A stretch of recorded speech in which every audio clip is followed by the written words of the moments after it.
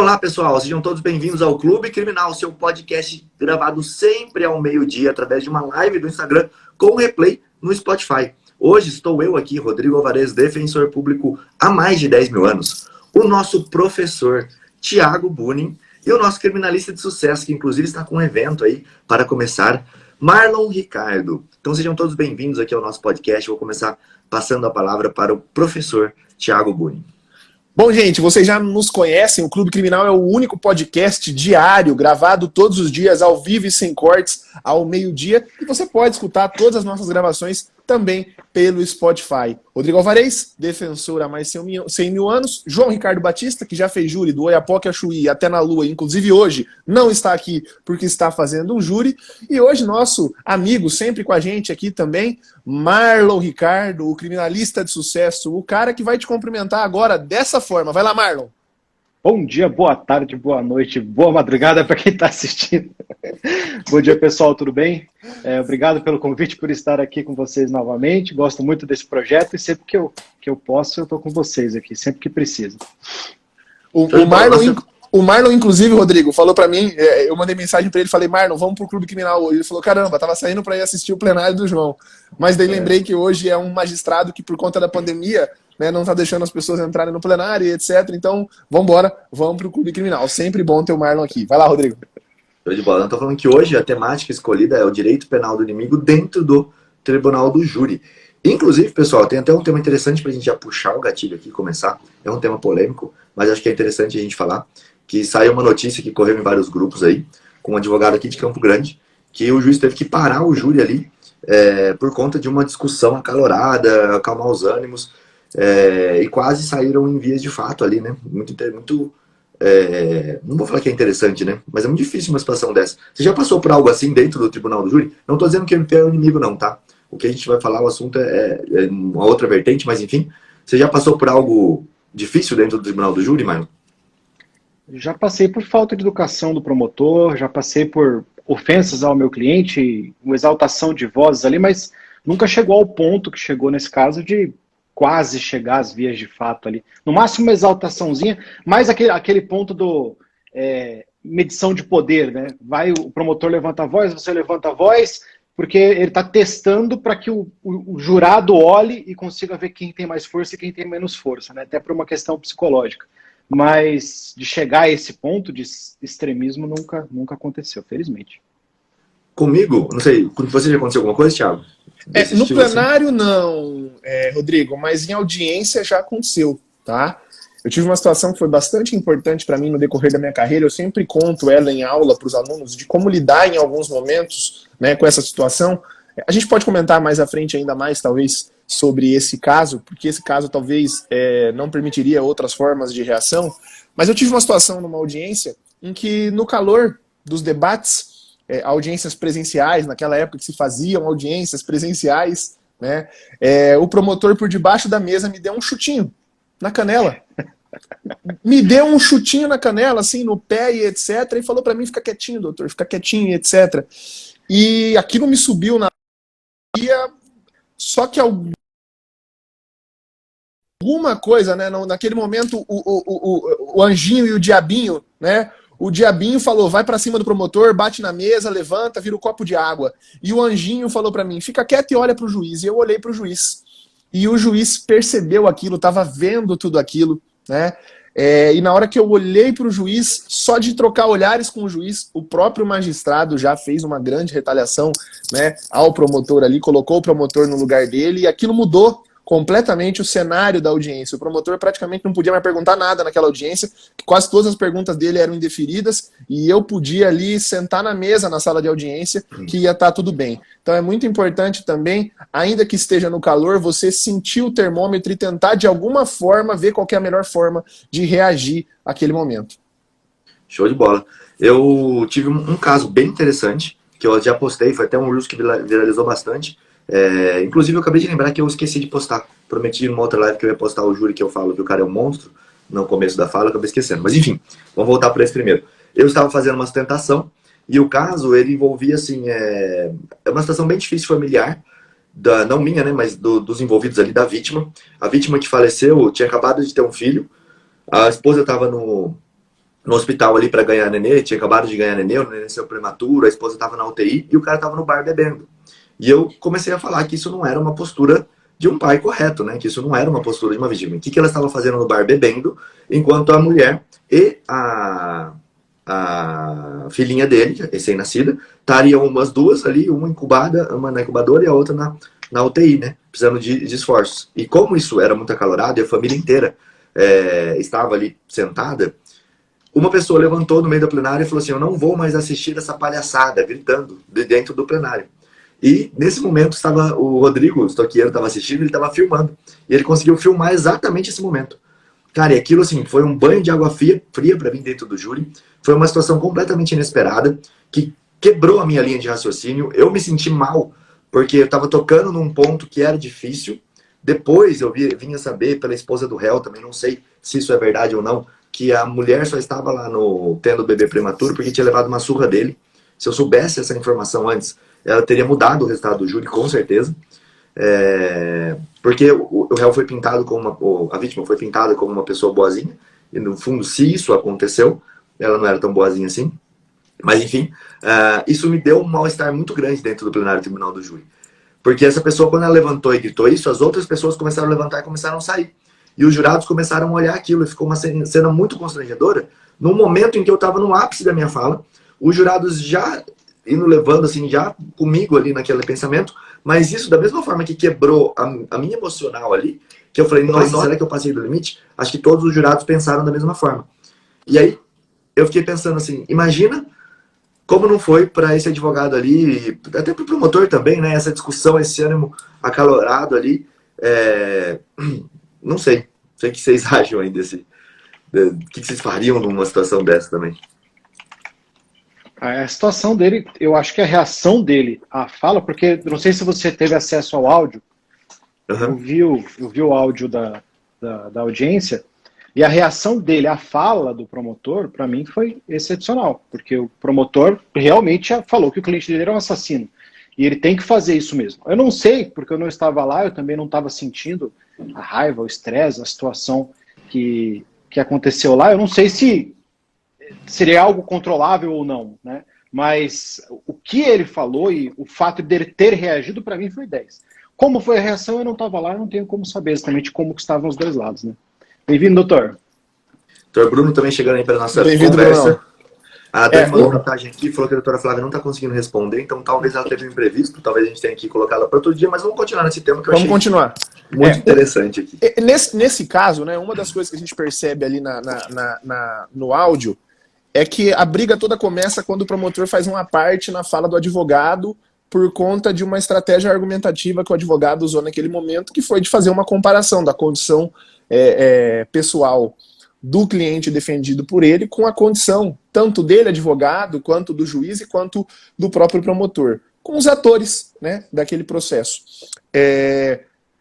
Muita gente, eu vi muita gente criticar talvez essa forma de posição do advogado, mas ele se manifestou nas redes sociais, eu percebi isso, doutor Alex, explicando, justificando que aquela comparação feita por ele só foi utilizada, ele só entrou, né, naquela linha de argumentação, porque antes disso o promotor teria utilizado uma linha de argumentação no sentido de que, olha, eu tenho 2 armas registradas, e o sujeito tinha uma arma sem registro, tinha uma arma ilegal, tinha uma arma irregular. Quem quer ter uma arma para sua própria defesa, registra essa arma, né, tem ela de forma legal, de forma regular. Então, o advogado só entrou nessa comparação por conta de uma comparação feita anteriormente, né? Eu acho que essa é a questão crucial, essa é a principal questão a ser discutida. Porque quando os ânimos exaltam, ninguém se controla, ninguém se segura. Eu acho que o principal é entender como que as pessoas, como que o promotor e o advogado chegaram nisso e por que chegaram nisso, né? O pessoal falou que não estava entendendo o contexto, só para contextualizar, saiu em todas as mídias, tá? Só para vocês entenderem. Promotor e advogado quase saem na mão durante júri e polícia precisa ser chamada. Eu acho que não foi chamada a polícia, eu não sei, não estava lá. Mas enfim, a gente está falando o tema hoje era direito penal do inimigo. E aí a gente começou a falar de causos, assim, por conta desse ponto. Claro que não é essa a enfática que a gente tinha no início aqui, mas a gente começou a falar de situações inesperadas que aconteceram no júri. E não sei se o Brunão também tem alguma coisa a acrescentar, mas só queria colocar mais uma que aconteceu comigo. Um promotor que é muito meu amigo, a gente morava inclusive junto, e a gente brigou feio no tribunal do júri por conta da mesma situação, por conta de salário. Que aí ele falava que, o Rodrigo fala que o réu não tem dado, mas olha o salário da defensoria como é. E aí quando ele falou isso, eu falava, não, velho, você quer falar do meu salário? Olha o salário da promotoria. Porque na verdade foi assim, ele comparou o salário da polícia com o salário da defensoria. Falando que o réu estava muito bem assistido, falando que a polícia não tinha condições de fazer uma apuração hollywoodiana como eu queria que fizesse. E aí a gente entrou nessa briga de salários, inclusive nós dois ali batendo boca, firme no plenário, mesmo sendo amigo, mesmo morando junto. E o juiz parou, da mesma forma que aconteceu ali, ele pediu para parar, ele falou, olha, vocês estão saindo da discussão jurídica, não é por esse lado que vocês têm que ir. Pediu para que a gente não entrasse mais naquele assunto, isso foi bem interessante ali naquela fala. E estava acho que na minha fala, né, quando a gente começou a bater boca calorado, porque eu esperei meu momento de falar. E lógico que depois a gente conversou normal, porque era uma situação que a gente sabia que os dois ali estavam, o que aconteceu no júri ia ficar ali, tá? A gente não ia sair com aquilo para fora porque a gente era muito amigo, né? E aí os jurados, eles ficavam loucos, cara, eles chegaram a falar isso para mim nesse plenário. E aí que eu acho interessante a gente entrar no ponto. Como o jurado percebe a reação? Porque quando eles viram a gente conversando depois dessa briga toda, o jurado chegou e falou assim, cara, vocês são atores, né? Porque não é possível, vocês estavam quase se matando lá dentro e agora vocês estão conversando de boa aqui. Tipo assim, vocês acham que a gente é idiota? Vocês ficam fazendo aquele papel ali. E isso, essa percepção, claro que ali não foi nem bom para um lado, nem bom para o outro, vamos dizer. Mas essa percepção é muito interessante. Ontem o Alexandre, ele falou algo sobre júri que eu fiquei matutando aquilo. Que é a proximidade que o advogado tem com o cliente influencia na forma como o jurado percebe a decisão daquilo. Como assim, Rodrigo? Se eu nunca chego perto do meu cliente, se eu tenho medo de passar perto dele, se eu tenho medo de abraçar, pegar na mão dele, sentar do lado, encostar no cliente, isso muda a forma como o jurado vê o cliente. Ele também vê o cliente como um predador ali. Porque essa é a noção que a gente tem. É só você ver quando os presos passam para ir nas audiências, lá na cidade que eu morava antes, em Bauru, os presos eles passavam pelo meio do corredor do fórum, todos algemados, formando uma filinha indiana de roupa laranja. E aí o que acontecia? Todas as pessoas, quase sem exceção, inclusive advogados e advogadas, encostavam na parede e seguravam a respiração para que os presos pudessem passar pelo meio, como se eles fossem pular, atacar, morder alguma das pessoas que estavam passando ali. A visão era mais ou menos essa. Estou passando com um cachorro raivoso. E talvez a fala do Alexandre ontem me fez refletir sobre isso. Quantas e quantas vezes eu não pensei e fiz isso, né? Fui lá abraçar o réu que estava ali. Vou falar o meu réu, o Thiago não gosta que eu use essa expressão, mas o meu réu que está ali sentado, sendo julgado junto comigo. É o advogado possessivo, é o defensor possessivo, né? Meu réu, vai. Exato. E não fui abraçar o réu ali. E talvez isso seja muito interessante por esse ponto de vista, por essa ótica, né? E eu percebi, eu já tinha percebido isso antes, eu não sabia que tinha um estudo sobre isso, que quando a gente vai chegando próximo, depois você perceba isso se você faz plenário de júri, então olha quando alguém faz, conforme a gente vai andando em direção ao cliente, os jurados ele tem uma posição, alguns de retrair, de trazer o corpo, a simbologia dele para trás, de puxar e encostar na cadeira, como se ele tivesse medo de eu me aproximar do cliente e o cliente fazer alguma coisa. Pular no meu pescoço, brigar comigo ali. E quando eu sento, fico do lado dele, e como o João faz muitas vezes, pega na mão, acho que eu não sei se o Marlon também tem costume de fazer isso, mas essa aproximação da fala ontem eu achei muito interessante. Quem quer comentar aí sobre o tema? Você mostra, tentar externar a ausência de periculosidade do seu cliente, né? Tentar mostrar como aquela pessoa ali que está sentada no banco de réus é um ser humano, é uma pessoa também inofensiva, assim como os jurados, etc., em que pese esteja ali sendo julgado por um crime grave. Exatamente. Brunão, já passou por alguma situação? Já passou por alguma situação dessa de coisa inesperada em uma audiência, em algum tribunal, em algum plenário, de os calores dos debates assim extrapolarem a normalidade e entrar num nível de briga? Boa tarde, pessoal. Tudo bom? Boa tarde. Primeiro é um prazer poder estar aqui com vocês, 3 caras que são referência para mim. E me desculpem, eu vi o tema ali, direito penal do inimigo, eu fiquei em êxtase, assim, eu falei, eu preciso contar um caso disso.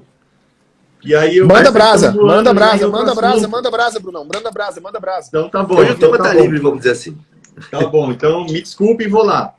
Caso recente que eu tive aqui no escritório, um amigo que eu estava defendendo, estelionato previdenciário. Eu até abri o acórdão aqui. Estelionato previdenciário, ele recebeu Cortou o processo, ele fez um acordo para devolver o dinheiro. O Thiago aqui tá parado o Thiago e o Bruno. Eu travei, tá bom? Agora Voltou. O amigo recebeu o benefício da avó falecida por 6 meses.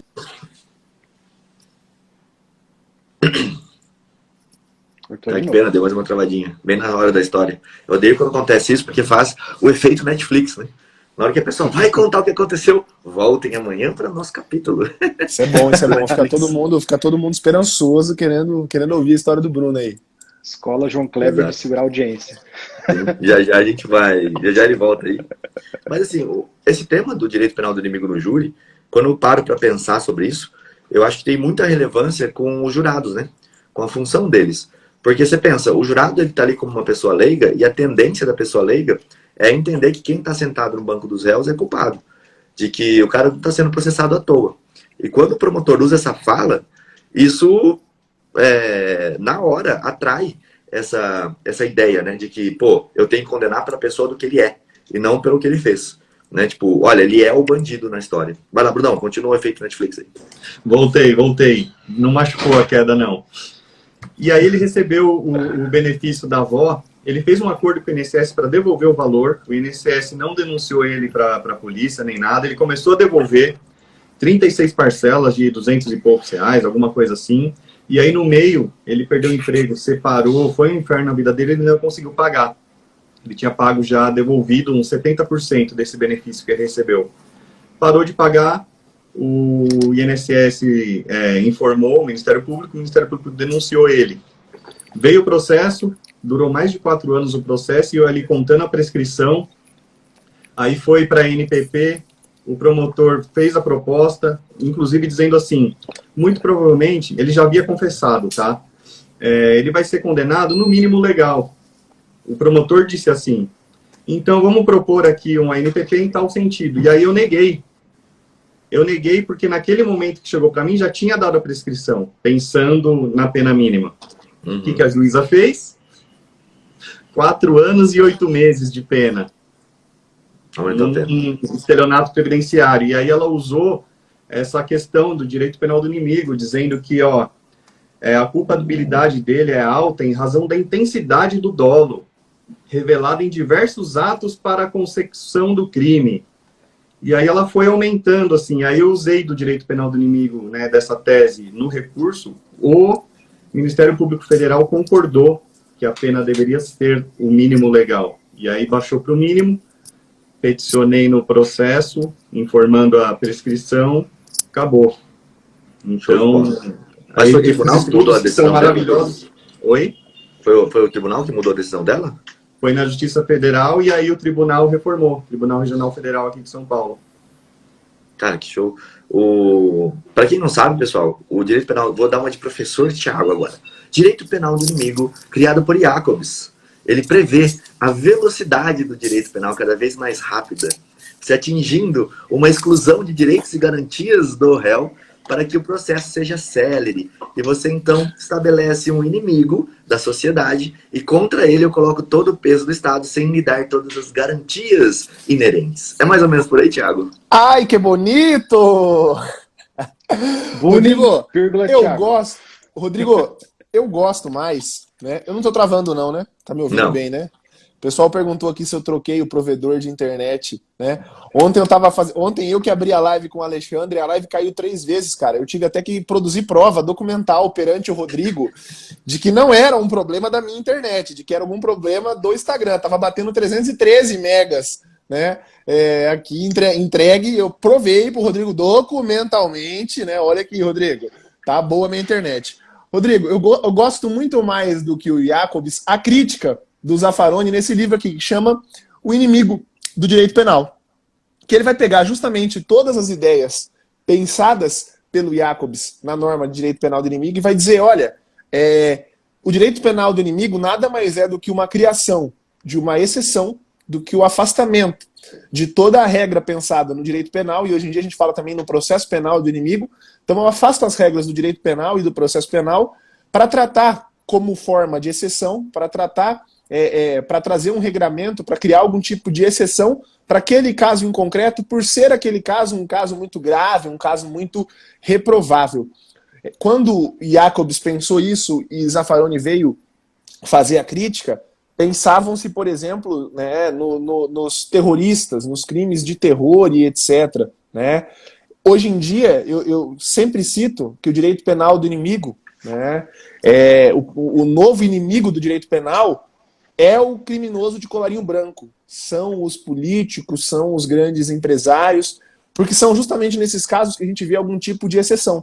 Quer ver aí uma possibilidade de direito penal do inimigo, de processo penal do inimigo, que a gente teve muito divulgada aí nos últimos tempos? Foi quando o Supremo Tribunal Federal voltou a admitir a execução antecipada de pena. Era para prender o pessoal lá da Lava Jato, né?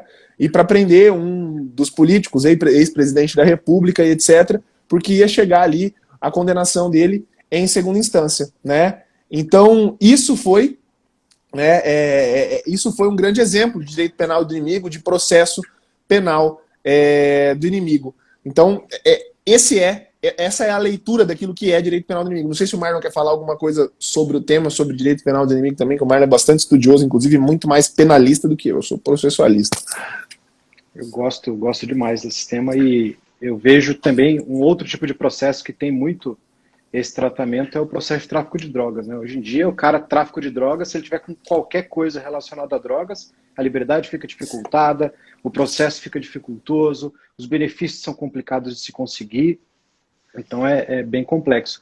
Em relação ao que acho que o Bruno vai entrar, o doutor Bruno, ele está falando sobre a utilização das folhas de antecedentes no júri, tanto do réu quanto da vítima.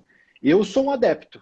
Dificilmente eu faço um júri que eu não use a folha de antecedentes da vítima no júri, porque dependendo da dinâmica de construção do plenário que você vai fazer, meu próximo júri vai ser em Dourados, no mês que vem, e a vítima, de vítima não tem nada.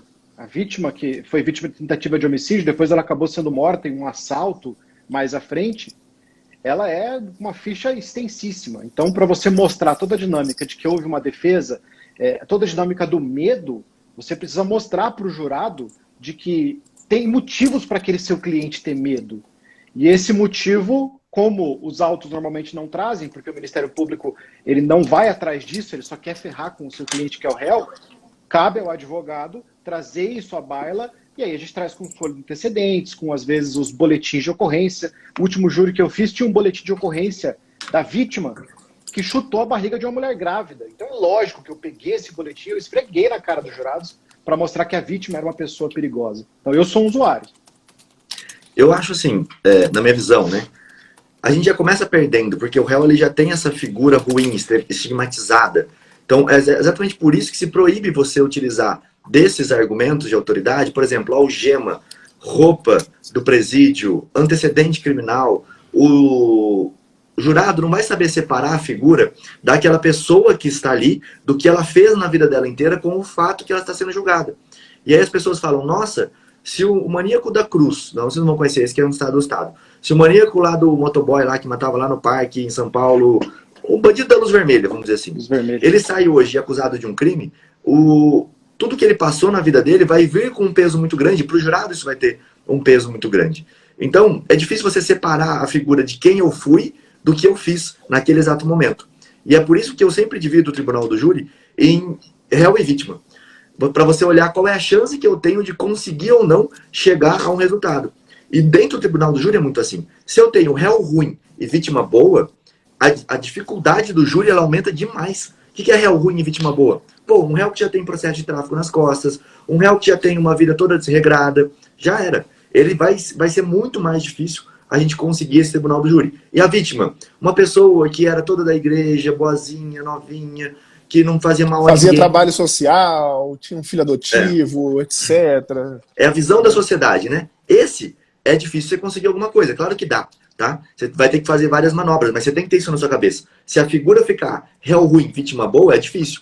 Se a gente tem os dois ruins, réu ruim, vítima ruim, vai depender de quem mostra quem era pior, para você ter uma situação de igualdade ou não. E aí eu vou entrar no conceito do Bruno. Pô, falar das folhas de antecedente nesse caso, para a defesa vai ser essencial. eu mostrar que aquela pessoa que morreu ali, ela não era uma pessoa que tinha uma vida regradinha. Por quê? Porque o jurado ele é preconceituoso, não adianta. É como a maioria da sociedade é. Tem todos os preconceitos. Então ali você vai tentar demonstrar que a vítima ela não era uma figura linda, maravilhosa. Ela também tinha um monte de erro. Para eu tentar equilibrar essa balança entre o réu e a vítima. E aí eu vou para pro outro lado da figura, que é a última possibilidade aqui, quando eu tenho um réu bom e vítima ruim. Ou quando eu tenho os dois bons, eu vou ter que exaltar as qualidades do réu também, óbvio, né? E aqui, tem 4 opções aqui, eu pulei uma. Então vamos lá. Réu ruim, vítima ruim, eu vou ter que mostrar quem era o pior. Esse é o problema. Réu bom, vítima ruim, cara, se eu conseguir mostrar esse lado ruim da vítima e o lado bonzinho do réu, é júri muito bom, não é tranquilo de se ganhar, mas é um júri muito bom de se fazer. E o último, quando os dois são bonzinhos, vai ter que mostrar quem era o melhor. Ou que aquela situação toda foi uma fatalidade. Olha, eram 2 pessoas assim que não faziam mal a ninguém. Só que por algum motivo, por algum caso do destino, o fato vai falar mais alto do que a qualidade pessoal. Agora, quando eu tenho qualquer figura de réu ruim ou vítima ruim, os antecedentes criminais vão falar mais alto. E aí, como isso é utilizado, a sutileza que eu utilizo isso no tribunal do júri é que vai determinar. Eu não lembro quem me contou agora que teve um processo, não sei se foi o Estoqueiro, se foi o Marlon, se foi o João, que o promotor, ele abriu um pergaminho mesmo de antecedentes do réu e soltou assim, deixou cair aquele pergaminho dentro do tribunal do júri. E esse pergaminho foi desenrolando. E ele falou para o jurado, está vendo todo esse pergaminho aqui? Isso daqui é os antecedentes do réu. Isso é utilizar o antecedente como argumento de autoridade total, né? Porque eu não estou nem mostrando que o cara era um cara desregrado e por isso essa conduta levou ele a cometer um crime. Eu só estou mostrando um monte de papel e falando, é por isso que você tem que condenar. Enfim, eu uso. Se o promotor usasse o antecedente do réu, eu ficaria bravo. Essa é a minha hipocrisia sobre esse tema. Vai lá, Thiago. Não, eu acho que a questão mais importante para se discutir aqui quanto for de antecedentes no tribunal do júri parte de uma ideia e de um princípio que foi inclusive aquilo que, o Bruno está entrando aí, eu vou até passar a palavra para ele, porque o Bruno tem, como ele está preparando ali para uma sessão de plenário do tribunal do júri, ele tem menos tempo, talvez ele tenha que sair antes. Vai lá, Brunão, bem-vindo. Fala, pessoal, tudo bem? Prazer estar aqui com vocês de novo, Rodrigo, Marlon, Thiago. Eu soltei a bomba ninja aqui, deixei a pergunta e aí eu não podia simplesmente não entrar nem para trocar uma ideia com vocês. Na verdade, eu estava acompanhando vocês aqui e preparando o júri, vocês tocaram em pontos bem importantes, bem interessantes. E como no último júri que eu fiz, aconteceu muito esse debate entre acusação e defesa em torno das folhas de antecedentes, né, do réu e da vítima, eu decidi trazer para vocês esse ponto para discussão. Porque, na verdade, eu também não tenho uma opinião absolutamente formada a respeito, não. Mas eu acho que o Rodrigo foi no ponto. Ele colocando as situações aí, inclusive todas as possibilidades, né? E aproveitando aí, lembrando da aula de ontem aí do Alexandre, teoria dos jogos pura, né? E a questão que eu coloco, a dúvida que eu coloco para vocês é a seguinte. Eu até acho que em determinadas situações, como o Rodrigo e o Marlon falam, explorar a folha de antecedentes da vítima para contextualizar os fatos é interessante, sim. Mas o ponto da dúvida é a seguinte, e aí, linkando com o tema de vocês, né, que vocês separaram para falar hoje, que é o direito penal do inimigo.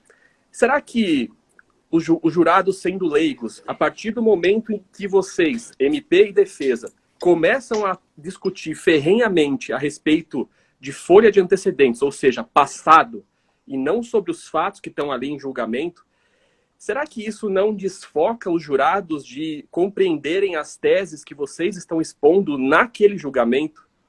Às vezes vocês têm, para explorar ali naquele plenário, teses de legítima defesa, teses desclassificatórias, que são importantes, que são factíveis, que há provas para sustentar aquilo, mas que são difíceis do ponto de vista jurídico para os jurados leigos entenderem. Aí entra a dúvida. Quando as partes deixam isso de lado e começam a focar no histórico da vítima e do réu, isso é algo mais palatável para um leigo. Aí eles vão entrar, talvez, naquele modo bonzinho, malzinho, né? E aí, talvez isso cause uma influência na decisão dos jurados a partir de um ponto que talvez não fosse o principal. Talvez os jurados desliguem ali daquela discussão jurídica toda que era relevante, mas que era difícil, de compreender, e eles se apeguem na questão que talvez tenha algum relevo, mas que é mais fácil de compreender quem é mal e quem é bom. Então, resumindo tudo, será que quando a defesa começa a explorar a folha de antecedentes da vítima, ela mesma, a defesa, não atrai para dentro do plenário o direito penal do inimigo? Porque aí o MP vai em cima também na questão da vida pregressa do réu. E aí, de novo, questões simbólicas, como o Rodrigo falou hoje e o Alexandre falou ontem, a gente tem ali alguém, que acho que foi o Rodrigo que falou agora, acusado, né? Que já entra preso, que já entra numa situação complicada. E aí, se a discussão ficar nisso, até que ponto não seria prejudicial para as teses da defesa, para as teses jurídicas da defesa? Então, o meu raciocínio, a minha dúvida e as minhas reflexões sobre o tema passam por esses pontos. Não tenho uma posição absolutamente formada, até porque eu nunca fiz júri como parte, então acho difícil demais decidir quando abordar isso ou não, mas é o que eu observo aí da minha cadeira de juiz. Ô, Thiago, você lembra, só para poder pensar assim, a proibição ela é uma construção jurisprudencial, né? É uma construção jurisprudencial, era isso que eu ia falar, é uma construção jurisprudencial que se baseia no seguinte norte. Não é o jurado quem vai apreciar alguma questão relacionada à dosimetria da pena, onde incidiria um antecedente ou uma reincidência. Essa questão de fixar a pena fica a cargo do juiz togado. Então, por isso, esse não seria um dado que teria que ser trazido ao plenário, que poderia ser trazido ao plenário para o jurado. E aí ela incidiria numa vedação muito parecida, seria algo muito análogo a, por exemplo, o uso de algemas, né? Porque é algo que pode ter um efeito sobre o sensor do jurado acerca da periculosidade daquele sujeito, né? Então, a construção jurisprudencial saiu mais ou menos dessa visão. Não é o jurado que vai apreciar se o sujeito tem antecedente ou é reincidente, e isso cria no jurado uma sensação de periculosidade do agente, né, assim como o uso de algemas. Então foi feita uma interpretação nesse sentido. É construção jurisprudencial, sim. Né? Até queria pensar assim, Bruno, o que você rapidamente, né, eu sei que você tem pouco tempo, o que você enxerga dessa construção, assim, antes de te responder aquela pergunta do que a gente pensa, né, quando lançar a mão ou não desse argumento? Aqui o Bruno acadêmico, tá, por favor, não o Bruno juiz, o Bruno pensando alto aqui com a gente. Sempre deixando claro e não querendo se deixar comprometido de alguma forma. Voltou? Voltou, Bruno. Então, mas eu não entendi a sua pergunta, Thiago. O que você pensa sobre essa decisão jurisprudencial que falou, olha, não pode ser mencionado o antecedente do réu no plenário? Foi uma decisão isolada, lá acho que em 2019, depois já houveram outras decisões da STJ falando, pode sim usar, tá? Olha, eu não enxergo essa vedação de forma absoluta. Acho que, estando nos autos e fazendo parte do que está discutindo no caso, não vejo como vedar a menção à vida pregressa do réu. Agora, a questão é você coibir de alguma forma, se houver necessidade, um excesso de linguagem a esse respeito, se o juiz vislumbrar que com isso a possibilidade de cognição do jurado está sendo atrapalhada de alguma forma, entendeu? Talvez valha o juiz ali fazer uma pausa e fazer alguns esclarecimentos a respeito do que significa isso, de quais são os efeitos de uma folha de antecedentes, de condenações, Concordo. do que está sendo julgado ali. Talvez algum tipo de esclarecimento, mas impedir a utilização desse dado no plenário, eu não vejo como possível, não. Eu concordo. Pergunta. Agora eu quero jogar o Bruno na fogueira aqui, mas se puder responde, senão não. Num caso desse, em que tipo assim, promotor e advogado quase saem na mão, os dois ali se pegando, qual você acha que tem que ser a postura do juiz ali? O juiz tem que interromper tudo, chamar a polícia? O que você faria se acontecesse uma situação maluca dessa dentro de um plenário? Olha, eu tive uma situação maluca que fugiu do controle, que eu tentei coibir de todas as formas e eu vi que as coisas não iam parar, iam chegar quase às vias de fato. Eu tive uma solução ali que na hora funcionou. Ao invés de ficar tentando interromper os brigões ali, eu fiz o contrário. Eu peguei os jurados, levantei e saí do plenário. Fui para a sala secreta junto com os jurados e deixei eles lá. Deixei eles lá brigando. Acabou a plateia, entendeu? Acabou o palco. E aí, depois eu deixei os jurados lá fora, na sala secreta, eu retornei pro plenário, e aí eles tinham parado de brigar. E aí conversei com eles ali calmamente e deu certo. Depois o negócio continuou. Agora, eu tenho uma postura no plenário de permitir as discussões. Eu não fico interrompendo, não. Eu acho que as partes são capazes de estabelecer ali os limites. Ali é o momento de influenciar os jurados e isso se faz por várias formas, né? No júri a gente tem mais liberdade a respeito disso. E então não vejo como o juiz tenha que ficar bloqueando discussão, não. Até porque a gente tem que deixar isso claro aqui. Os jurados são leigos, mas os jurados não são bobos, né? Então, as partes têm que ter muito respeito com a inteligência dos jurados, porque eles percebem também, né, que algumas discussões são incisivas porque são complexas, são incisivas porque ali estão discutindo coisas importantes, mas também percebem quando algumas discussões são excessivas, desrespeitosas, e aí isso até afasta a conexão que se estabelece aí entre os jurados e as partes. O doutor Augusto até fez uma comparação aqui, Bruno, que eu acho que é até um elogio. Ele falou, juiz argentino, deixa o jogo seguir, é isso aí. Né? Em vez de ser aquele juiz brasileiro que fica dando cartão amarelo, parando o jogo inteiro, parece futsal de tanto que para o jogo de futebol. Acho que essa é a melhor conduta, né? O Alexandre ontem fez se adjetivou aqui de uma forma, né, que também achei bem legal. Olha, eu não sou um juiz curioso, eu não sou um juiz que fica perguntando se as partes não pergunto no prova. Plenário, eu não pergunto no plenário, eu abro direto também. E é isso aí, é o juiz argentino mesmo, ele deixa o jogo correr, mas na hora da intervenção é aquela intervenção argentina também. Aí é pra dar uma só, né? É para ser uma só. Seria a intervenção, é o juiz argentino com a intervenção italiana, né? Vai no. Exato. É aquela que as partes ficam até surpresas, assim, né? O juiz está praticamente ali hibernando, de repente vira um urso, né? É isso aí, Brunão. O que o Bruno falou, eu acho bem legal, Pessoal, porque assim... eu vou pedir licença para vocês, claro, eu vou continuar ouvindo aqui, mas eu vou tocar aqui que a gente vai dar início aos trabalhos daqui 10, 15 minutos, tá bom? Vai lá, Brunão, bom trabalho, cara. Vou tirar você aqui, Brunão. Valeu. Augusto, bota o Augusto pra dentro aí, Rodrigo. Vamos, hoje tá bem legal, participação de muita gente. Augusto, entra aí. Puxando enquanto o Augusto tá entrando, esse negócio de usar a ficha, a gente tem que tomar muito cuidado para não parecer hipócrita. Então, se o promotor bateu nos antecedentes do cara o tempo todo e você vai ir contra o fato de que ele bateu nos antecedentes do cara, não tem lógica você ficar usando os antecedentes também. A gente não pode passar para o jurado uma posição de hipocrisia, porque isso vai acabar pesando contra nós. Mas é uma decisão assertiva em cada caso. Né?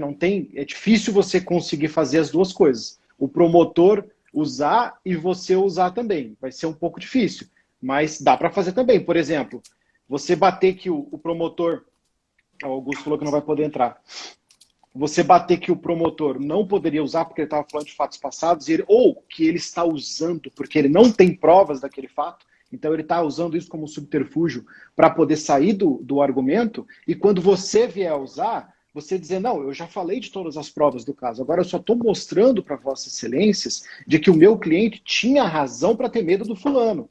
Não era um desconhecido, era alguém que já tinha uma passagem criminal, já era conhecido no bairro como alguém muito ruim, como alguém muito mau, como um assassino, como um ladrão, como um brigão ou coisa do tipo. Então, dá pra gente fazer o equilíbrio, mas é uma coisa a ser decidida caso a caso. É o que a gente estava falando, que o Gustavo, que é um defensor aqui do júri, fala muito, é como eu vou pintar a cena. E você tem que conseguir entender, não é um pintar de vou fazer algo errado, mas como que o jurado está vendo aquela tela que está sendo pintada no tribunal do júri. E isso é extremamente importante. Por quê? Olha só, se eu vou lá e utilizo e falo um monte de mal da vítima e começo a querer rebaixar a vítima, só que aquilo não vai pegar legal naquele plenário, eu acabei com o meu plenário, acabei com a minha credibilidade. Então talvez não é interessante falar do cenário do antecedente da vítima. É muito pontual o negócio.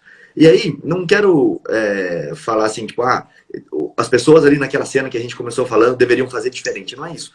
Mas o advogado e tanto o promotor também, todo mundo ali, é difícil você controlar o seu ânimo, mas a gente tem que ter cartas para situações inesperadas. Então a gente tem que saber que situações inesperadas acontecem, principalmente dentro do plenário.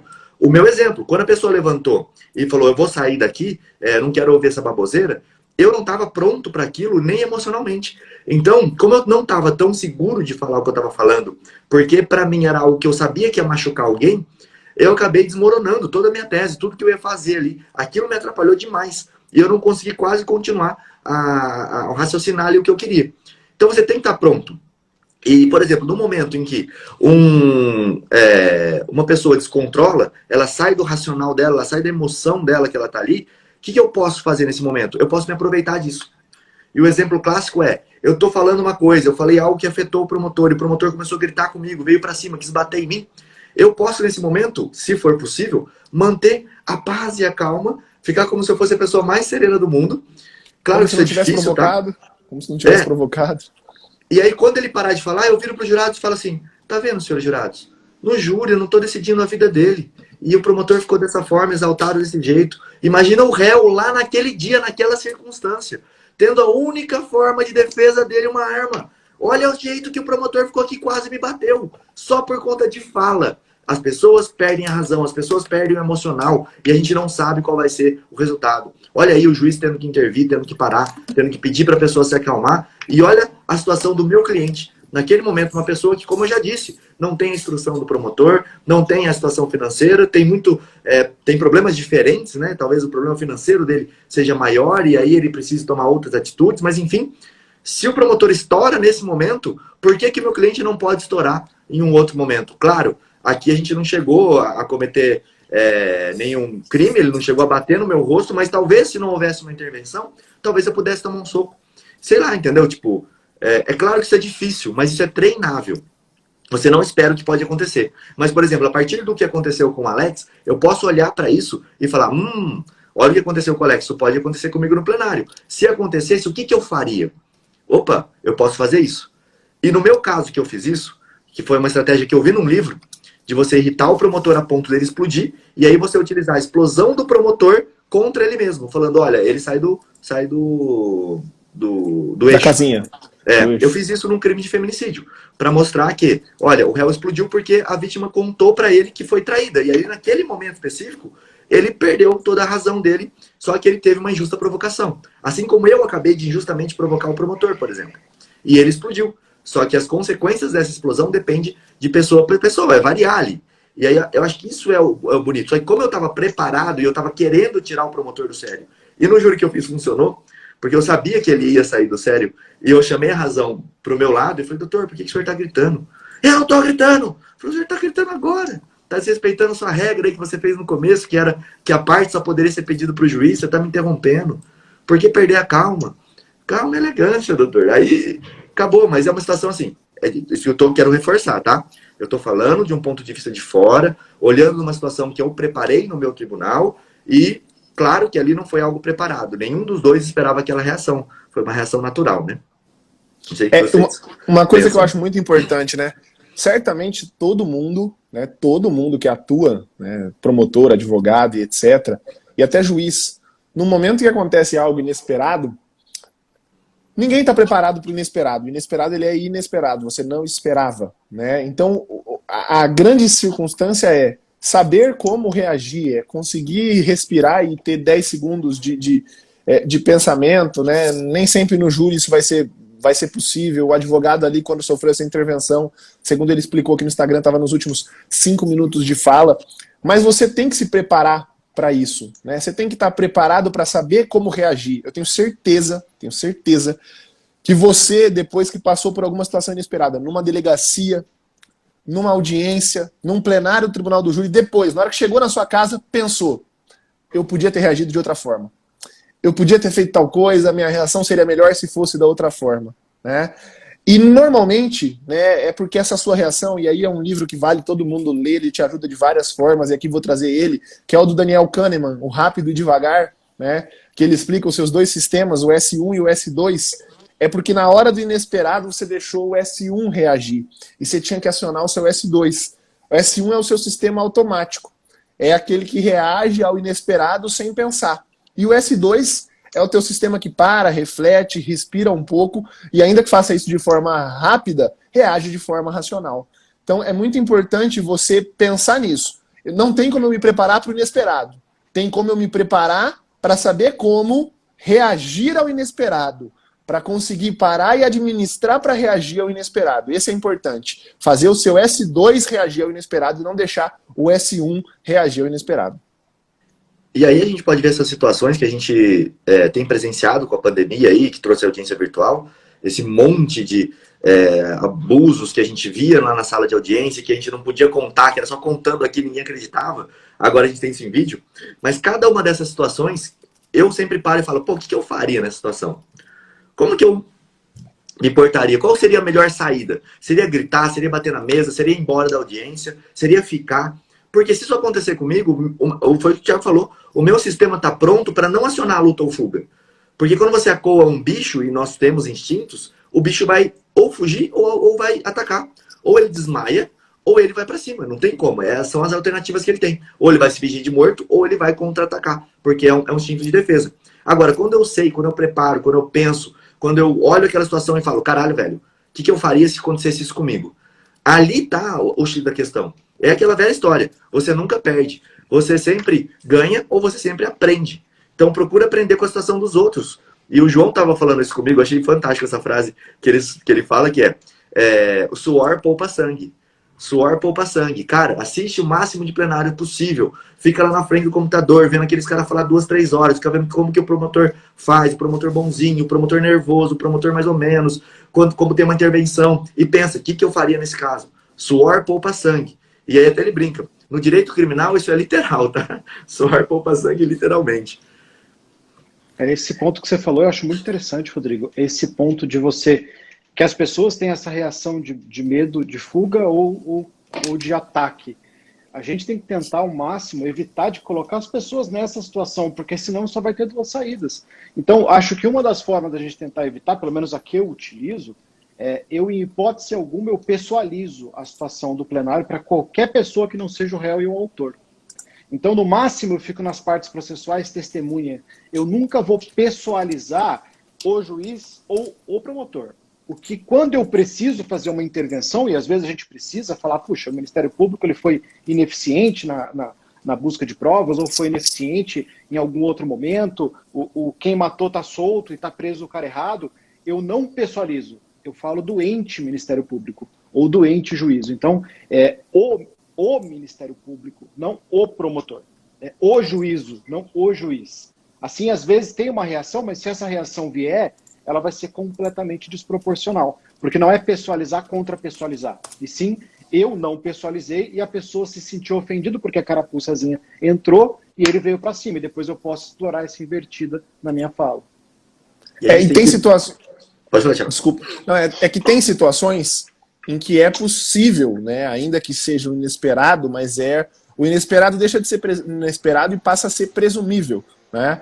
O Rodrigo deu exemplo aqui de várias situações que eram acobertadas e aí ficaram mais flagrantes com o negócio da pandemia, e uma delas, né, talvez a que mais se noticiou, foram aquelas circunstâncias do silêncio parcial do réu, né, de chegar no interrogatório, se o cliente fala que quer ficar em silêncio, e aí o magistrado fala que não vai deixar, né? É possível você estar preparado para isso? Porque isso é algo presumível de acontecer? É possível. Como que você se prepara para isso? Pô, você tem que ter pelo menos na carta da manga, né, as várias decisões que o STJ proferiu aí durante a pandemia, reconhecendo que era possível o direito ao silêncio parcial. Então essa é uma forma de você estar preparado para isso. Isso você tem que ter como carta na manga, né, para estar pronto ali no momento, em um momento de debate nisso na audiência. O magistrado pode até cercear o direito do teu cliente de falar, mas vai ficar consignado lá na ata, no termo de assentada, que o advogado impugnou aquela circunstância com fundamento na decisão do STJ proferida no HC número tal. Então é possível você, né, estar resguardado dessa forma. Eu tenho, assim como o Marlon sempre fala, né, e eu gosto de dar pai às coisas, a primeira pessoa que eu ouvi falar em kit flagrante foi Marlon Ricardo, tá? A primeira pessoa que eu ouvi falar em kit flagrante foi o Marlon, né? Todo mundo usa hoje essa expressão do kit flagrante. Eu tenho o meu kitzinho de audiência. E no meu kitzinho de audiência tem algumas decisões lá que são importantes. Por exemplo, né, essa decisão do silêncio parcial. Por exemplo, a decisão do reconhecimento pessoal, né, que o STJ falou que mesmo nas audiências precisa respeitar o artigo 226. E eu tenho o meu kitzinho de sustentação oral. Hoje eu vou fazer uma sustentação oral, que ele fica aqui do meu lado, que são algumas jurisprudências que eu posso lançar a mão sempre que eu estou fazendo sustentação oral. Olha só o tamanho, né, do kitzinho. Olha aqui, Marlon.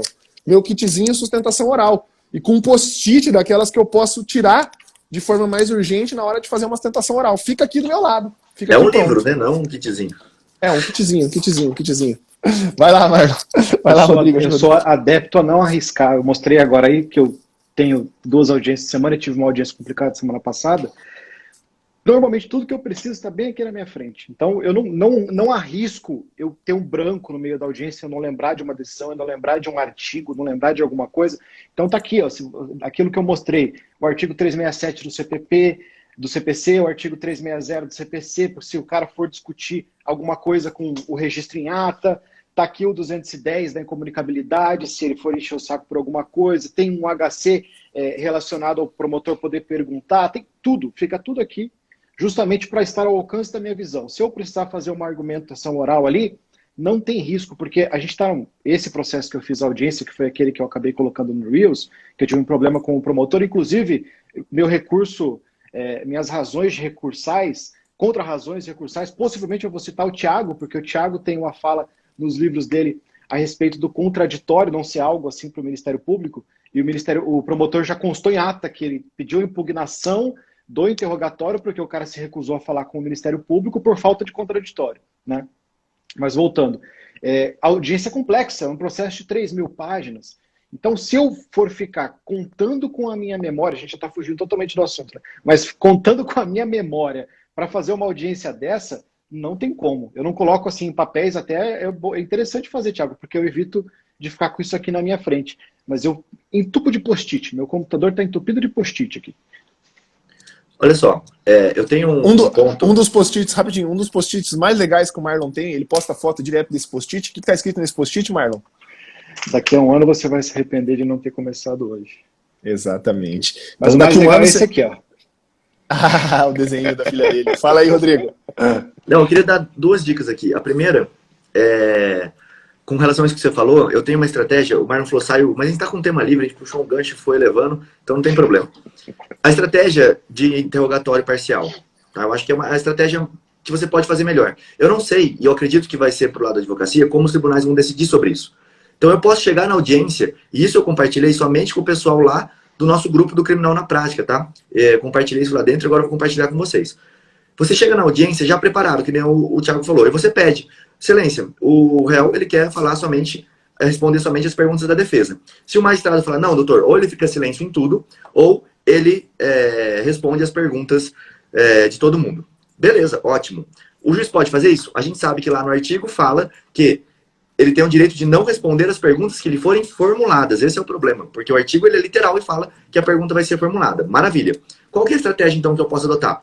Doutor, ele não vai falar, não vai responder MP nem magistratura, tudo bem? Tudo bem. Não, ele vai responder, doutor, eu não aceito. Você tem o primeiro caminho, que é tentar uma nulidade futura, pedir para constar em ata. Doutor, preciso que conste em ata o meu requerimento, para que ele exerça o direito dele, e a sua negativa. Maravilha. Qual que é o ponto 2 que eu posso fazer a partir daí, para não perder o interrogatório e não arriscar um direito do meu cliente se eu quiser, tá? E aí você fica à vontade para fazer do jeito que você quiser. Eu posso falar, então tudo bem, doutor, eu posso conversar com o meu cliente então um pouquinho antes dele falar? Pode. Você pega e fala, olha, todas as perguntas que lhe forem feitas pelo promotor e pelo juiz, você fala, essa pergunta eu não quero responder. E acabou o problema. E ele vai virar e vai falar, essa pergunta eu não quero responder, essa pergunta eu não quero responder, essa pergunta eu não quero responder. Se o juiz bater na mesa e ficar bravo e falar que ele não pode fazer isso, aí você vai esfregar o código na cara dele. Fala assim, olha, ele tem direito de não responder as perguntas que lhe forem formuladas. Porque aí você consegue as 2 formas de interrogatório parcial. Pelo menos você garante que ele fale alguma coisa ali dentro, tá? Se aí o juiz negar, opa, tem uma nulidade mais profunda ainda. E aí você vai sempre pedir para constar em ata. E aí o que você vai me falar tá bom, Rodrigo, mas o juiz nunca consta em ata. O Thiago tem 2 artigos sensacionais, que ele sempre cita aí, de constar em ata.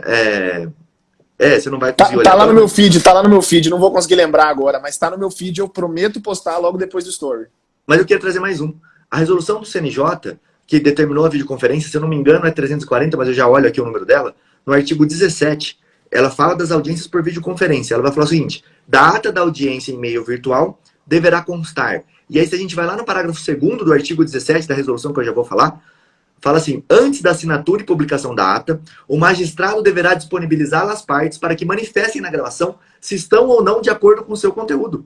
E se não constar lá na ata o seu pedido, a sua manifestação, para que o réu fique em silêncio parcialmente, para que responda só as perguntas de defesa e posteriormente para que não responda algumas perguntas selecionadas, Você pode pedir e falar, excelência, você tem que perguntar para mim se a ata está de acordo. E aí sim eu quero manifestar que eu não estou de acordo com a ata. Por quê? Eu fiz isso de requerimento e o senhor não constou nela. E pronto. Aí ele vai ter que constar, não tem como. Então, ó, artigo 17, parágrafo 2º da resolução. Deixa eu voltar aqui, que a resolução é grande. Resolução 329 do CNJ, tá? Resolução 329 do CNJ, 329 de 2020, artigo 17, parágrafo 2º. É isso aí. E aquela dica de sempre, tá sempre gravando também, né? Tem a gravação do juiz, tem a nossa gravação. Então tá com o OBS Exato. aberto ali, gravando tudo que você puder. Exato. Hoje nós batemos recorde de como manter a audiência, hein? Show de bola, foi incrível, cara. Eu gostei pra caramba. Foi muito Hoje legal. Foi um dia muito bom. Foi muito legal, foi muito legal. E só, o nosso tema era direito penal do inimigo, né? Eu nem falei da Lei Maria da Penha, olha como eu tô melhorando. Nem falou. Muito doido. Beleza, galera, valeu. Show de bola. Aqui em cima, ó, clique na flechinha, siga todo mundo. Brunão, eu fixei o dele ali, ó, criminal, _e, prática, tá? Quem quiser acompanhar um júri hoje, vai lá, você acompanha pelo Microsoft Teams, hein? Vai ser bem interessante essa maneira de participação. Vamos lotar a sala do Bruno lá. Vai bater o recorde de mais pessoas na sala dele. Começa a partir da 1 hora, acho que deve estar começando agora, inclusive. Pessoal, valeu, quero agradecer a presença aí do Marlon, que topou o desafio de vir aqui, ao Thiagão, ao Bruno 1, ao Bruno 2. Bruno 2 é brunomiranda.adv. Deixa eu colocar o Bruno aqui também, aqui, ó. brunomiranda.adv para vocês poderem seguir aí, tá? O Marlon e todo mundo, segue todo mundo, enfim, tem muito conteúdo.